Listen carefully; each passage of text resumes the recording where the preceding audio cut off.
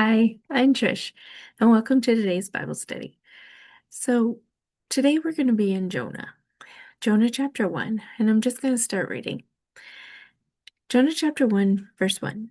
Now the word of the Lord came to Jonah, the son of Amittai, saying, Arise, go to Nineveh, the great city, and call it against it, for their evil has come up before me. But Jonah rose to flee to Tarshish, from the presence of the Lord. And he went down to Joppa and found a ship going to Tarshish. So he paid the fare and went down into it to go with them to Tarshish, away from the presence of the Lord. But the Lord hurled a great wind upon the sea, and there was a mighty tempest on the sea, so that the ship was threatened to break up. And then the mariners were afraid, and they cried out, each to his God. And they hurled the cargo that was in the ship into the sea to lighten it for them. But Jonah had gone down into the inner part of the ship, and laid down and was fast asleep. So the captain came and said to him, What do you mean, you sleeper? Arise, call out to your God. Perhaps the God will give a thought to us, that we may not perish. So, the first this chapter sets us up to give us understanding. First, isn't it amazing how, like, Jonah heard from God? I don't know about you, but I would love to just have that voice, like, for him to go, here's what you should do. But then I wonder, what would I do with it? Would I act like Jonah and run? Sometimes we forget, like, Nineveh. Nineveh's just a name to us, a city to us, in an unknown land, in an unknown place. Like, it's just there. So we kind of forget, like, the behind the scenes, the stuff that we don't know. So recently this was called to my attention because I was watching a documentary, and they'd uncovered the city, and it turns out it's in the place where Nineveh would have been. And they found all this stuff, like, that this was a strong military center. It was a huge metropolis, which I'm not good with numbers, so I don't remember how big it was. But later, even in Jonah, it talks about he went into the city a day and a half, and he was only halfway through it.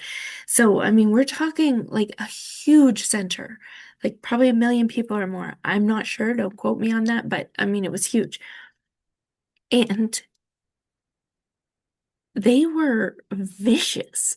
Like, they were slaughtering people. They were like an unbeatable army type of people. They worship the god Ishtar, which is the god of war and fertility, which I, I guess how those things go together is you kill people off, you need more babies. I don't know. But they were they were horrible, mean people. So it wasn't like he was going, okay, God, you said for me to go here. Well, I don't like that idea, so I'm just going to wander over here. It wasn't that. This was I am going to die if I do what God wants me to do. And so I need to go away. And I don't know about you, but I'm not very good at geography, especially with names I can't even pronounce very well. So I thought we should look at a little bit of a map. So here is a map. So over here we have modern day Spain. We got Italy in here, Middle East over here. So here's where Jonah starts. And he's told to go this short little distance over to Nineveh. This is like easily walkable, easy. Instead, he jumps on a ship and goes all the way over here. This is 2,500 miles or something like that, is what I think I saw one site say. I'm not 100% sure. Again, not good with numbers. But he's basically going to the end of the known world type thing. Like, he is getting as far away as possible just to get away from the presence of the Lord, because what God is asking him is too much. It's too scary. It is way too much. I don't know about you, but I'm a runner. Like, like I am very much a runner. Sometimes it worries my husband that I'm a runner because he's like, what's going to happen? But he doesn't understand. When I run, I'll pack him up and go. He goes with me. But right now, not running. I've tried to give up my running shoes. So I'm trying to stay. But that is my tendency. So for people like me who have a tendency to run, seeing something horrible up ahead of them, it's like, where's the place I can go? And this is showing like Jonah's pretty smart. He's with it. He's smart. He has a plan. Like, this isn't, I'm just going to get away from God. It says he arose to flee. He goes down to Joppa and found a ship, and then he paid for his fare. So he's going, okay, not going to do it God's way, to the point of spending his own money to get away from God. So he's figured out a plan. He's gotten enough money, and he's taken it on the road. Like, he's like, nope, nope, gone. And then God brings up this wind. And I don't know if you're familiar with ships or not with ships, or like what happens and stuff. When I was a kid, I lived in Halifax, Nova Scotia, and in the Maritime Museum there was this fake ship, half ship, I don't know what exactly to call it, but when you walked on this thing, you could hear the creaking of the boards. Like, it was one of those old wooden ships, kind of. It would have been more modern than what Jonah was on, but it was similar in the fact that it was completely built of wood. And they had it where you could, like, while you're walking on it, the floors would move. You could hear the creaking. You could hear the wind and the rain because it was supposed to be in a storm. And the window even had like this fake looking water stuff in it. And so, like, my sister and I used to like try to figure out how to balance ourselves on it. We thought it was just, oh, so fun and goofy and all of that. But when you actually think about it, like, middle of the sea, it says the ship was breaking apart. Like, it's this is not an average storm. This is one of those ones that you get on one of those ship documentaries that show, like, here's the ship went down and here's what happened when it went down, and like, we're talking Titanic type stuff here. Like, it's going down. Like, these are practiced seamen. Like, they know how to do it. They know how to handle storms, and they are all freaking out for their life. And this is the thing that gets me. Jonah goes down to the inner part of the ship and lays down, and he goes to sleep.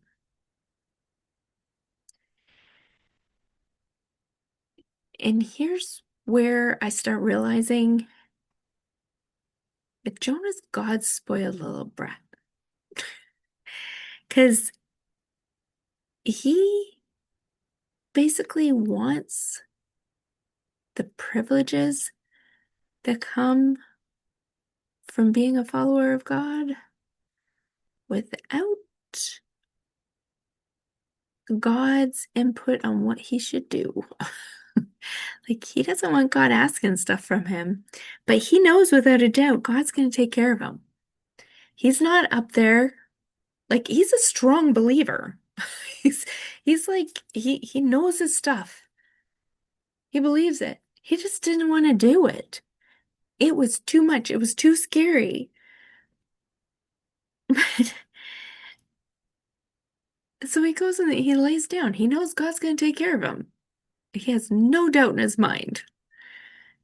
And he goes to sleep until the captain comes and goes, "Hey, buddy, get your butt out of bed. We're going to die. Like, maybe your God can help us because we've been trying our gods and it's not working."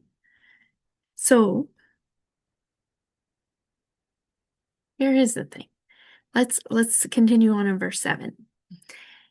And they said to one another, "Come, let us cast lots, that we may know on whose account this evil has come up upon us." So they cast lots, and the lot fell on Jonah. And they said to him, "Tell us on whose account this evil has come upon us. What is your occupation? Where do you come from? What country do you come from? And of what people are you?" And he said to them, "I am Hebrew, and I fear the Lord, the God of heaven, who made the sea and dry land." Then the men were exceedingly afraid and said to him, "What is this that you have done?" For the men knew that he was fleeing from the presence of the Lord, because he had told them. They Then they said to him, "What shall we do to you that the sea may quiet down for us?" For the sea grew more and more tempest. He said to them, "Pick me up and hurl me into the sea. Then the sea will quiet down for you. For I know it is because of me that this great tempest has come upon us." Nevertheless, the men rowed hard to get back to dry land, but they could not, for the sea grew more and more tempest against them. Therefore they called out to the Lord, "O Lord, let us not perish for this man's life, and lay not on us the innocent blood, for you, O Lord, have done as it pleased you." So they picked up Jonah and hurled him into the sea, and the sea ceased from raging. Then the men feared the Lord exceedingly, and they offered a sacrifice to the Lord and made vows. And the Lord appointed a great fish to swallow up Jonah, and Jonah was in the belly of the fish 3 days and 3 nights.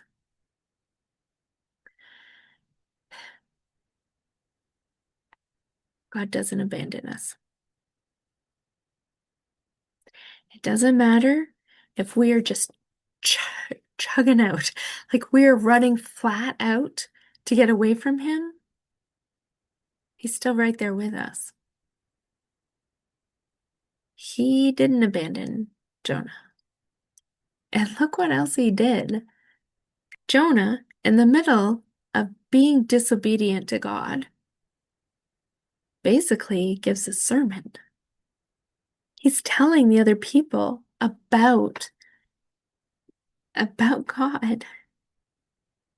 And he tells them, "Hey, I'm trying to run away from him.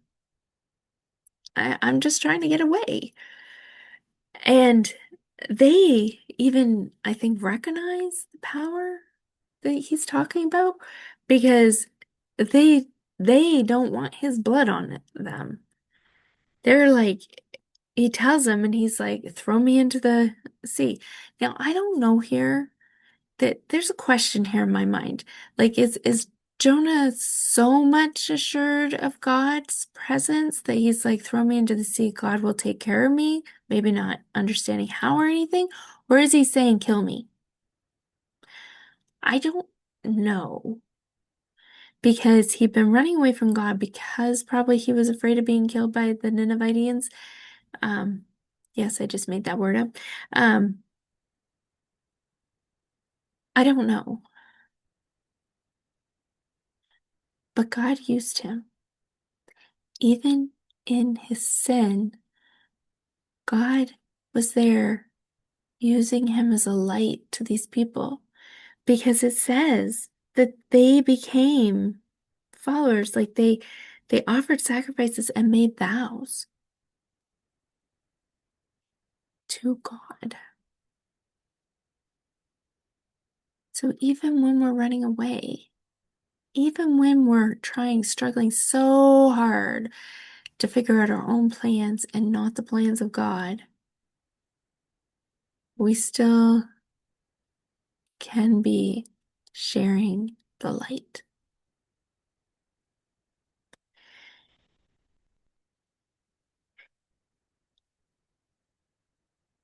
The whale comes, swallows Jonah up.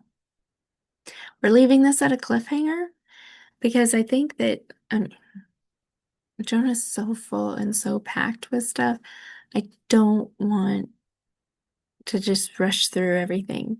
So I'm going to stop after chapter 1. But notice this. The Lord sends, it actually says appointed a great fish. He sends a rescue. So even though Jonah's basically saying, no way, God, I'm not doing what you want. I mean, he hasn't changed his mind yet. He's just saying, throw me in the sea. He's not saying, take me back to Nineveh. He's saying, throw me in the sea. Like, he hasn't changed his mind yet. We haven't seen that transformation yet. But God still shows up. God still cares. God still loves you. Because we might run from what God wants us to do, but our resistance does not only affect us. And God pursues us even when we'd rather escape than surrender. So think about that in your own life. How does Jonah's story land with you? Are you also God's little brat who's saying no to God where he's wanting you to go and run into the ends of the earth to get away? Meanwhile, expecting him to completely protect you and keep you safe.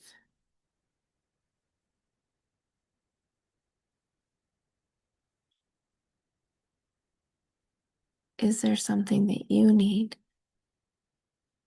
to go back to the Lord for?